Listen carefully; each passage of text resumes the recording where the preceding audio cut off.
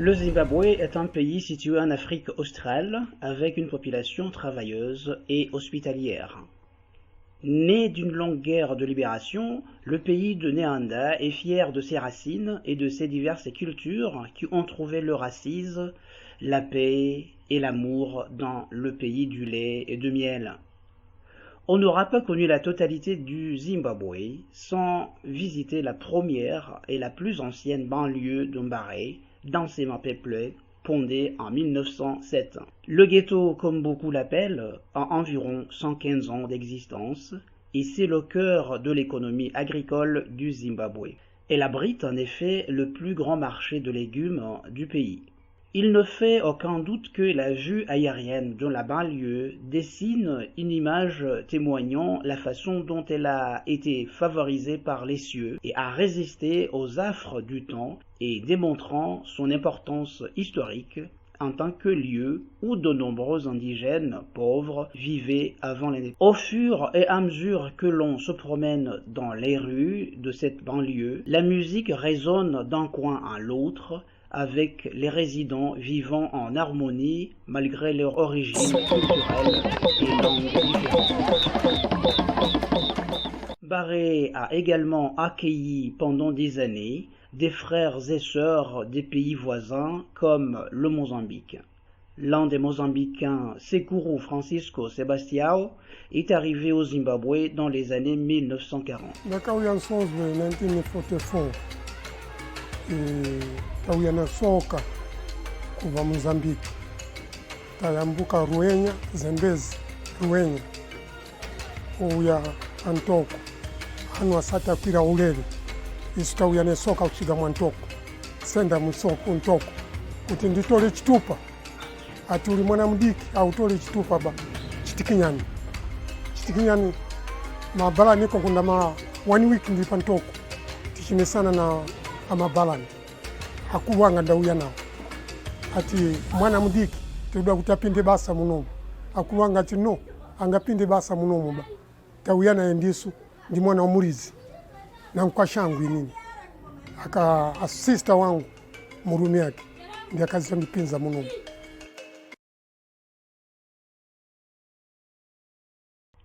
Il partage son histoire sur la façon dont Barré s'est transformé au fil des ans. J'ai traversé Ruenya, Vienna, Mutoko. Quand j'ai voulu demander un laissez-passer pour Salisbury, ils ont dit que j'étais encore jeune. J'ai attendu une semaine. Les autorités soupçonnaient que je pouvais être maltraité au travail des enfants. À cette époque, Magaba s'appelait Makura car c'était un quartier résidentiel indien. Les épouses indiennes feraient les premiers commencer des jardins potagers. Elles les arrosaient et vendaient les légumes en vie, notamment aux hôtels. Elles étaient refroidies par des taillots d'or. Ces géantes tours à charbon n'existaient pas encore. Loin de l'ère coloniale, la banlieue s'est depuis transformée.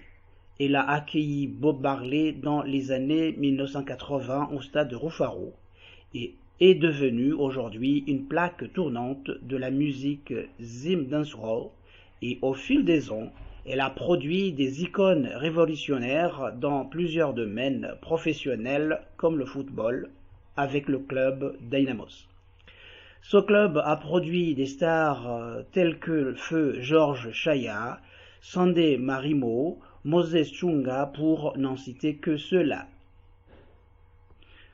Malgré un large éventail de récits décrivant la banlieue, Mbale est également la maison de l'un des monuments nationaux, Stoddart Hall, construit en 1958 et tire son nom de William Swan Stoddart, qui était l'adjoint du gouverneur de Salisbury, Harare d'aujourd'hui.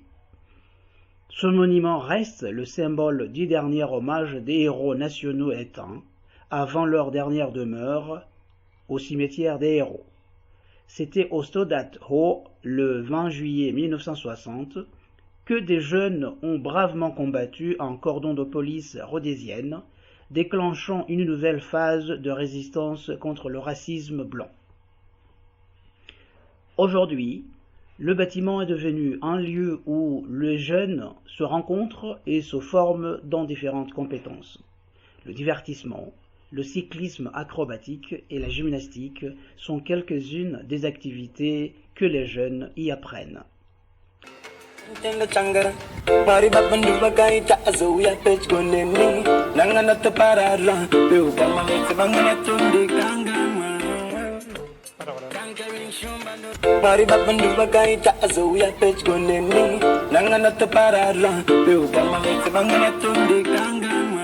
Barré est un lieu unique de vente où l'on peut trouver presque tout et pour tout le monde.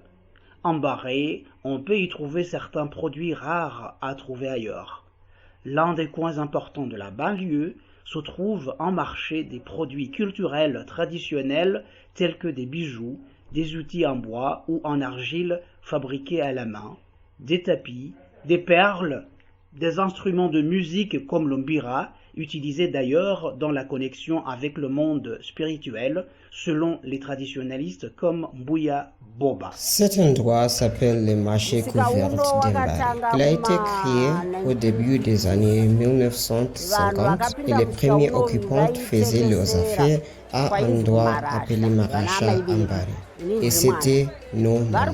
À l'époque du régime Smith, il a été noté que les conditions météorologiques difficiles empêchant les gens de bien mener leur business et les commerçants ont été invités à payer une redevance que le régime a ensuite complétée pour construire un véritable marché. Leurs efforts ont abouti à ces marchés particuliers et c'était spécifiquement pour les résidences d'Embari avec les certificats de mariage. Au départ, c'était un marché aux légumes, puis au début des années 1980, la question de la vente des produits traditionnels s'est posée. C'était après avoir réalisé que les indigènes avaient du mal à trouver des choses comme des bâtons de marché, du tabac à briser, des potes en gel, entre autres choses traditionnelles, disent les résidents. Par-dessus tout, l'amitié qui caractérise les résidents, dont l'ambiance est toujours atomique, rend la visite agréable et excitante car en Barré, l'amour de l'autre prédomine.